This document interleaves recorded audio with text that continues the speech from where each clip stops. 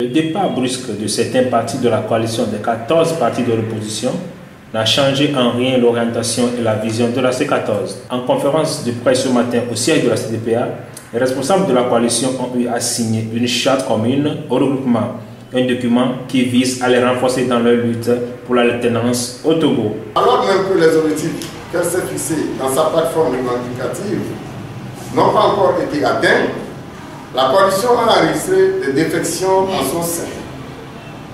Mais convaincu, d'une part, que l'union fait la force et que d'autre part, l'issue de la lutte est tributaire de la solidarité, de la discipline, de la rigueur et de la confiance mutuelle entre les différentes formations engagées dans la lutte, vu l'impérieuse nécessité de poursuivre la lutte dans le cadre du regroupement, nous, signataires de la présente charte, décidons de doter la C14 de règles en vue d'une meilleure efficacité de ses actions et en conséquence adhérons à ces buts.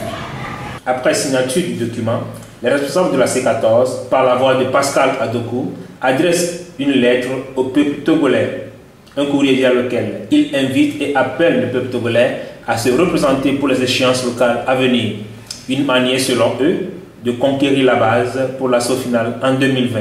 Pour la C14, le choix est clair.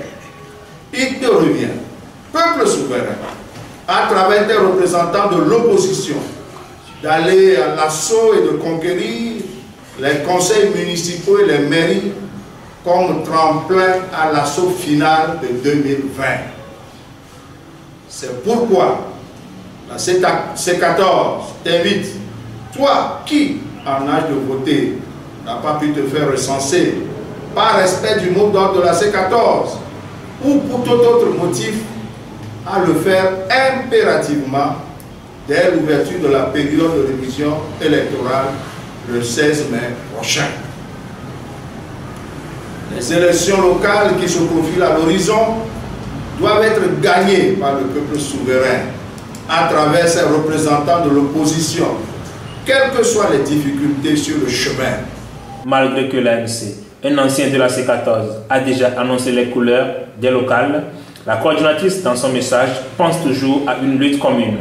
Selon elle, la coalition continue d'œuvrer pour le retour à la maison de ceux qui sont partis. Nous sommes convaincus, en ce qui nous concerne, que c'est ensemble que nous devons affronter les prochaines échéances électorales, qu'il s'agisse d'élections locales ou d'élections présidentielles. Et donc pour nous, nous ne sommes pas dans ce schéma-là où il y aurait plusieurs listes différentes de partis qui se disent engagés à lutter pour l'alternance. C'est ça notre engagement. Et notre engagement aussi, c'est de ramener ceux qui sont partis, mais aussi d'élargir la base. Et donc, nous vous l'annonçons déjà, nous avons une série de rendez-vous. Nous ferons le tour de tout le monde. Et les rendez-vous commencent tout à l'heure même. À midi, nous allons commencer à rencontrer certains.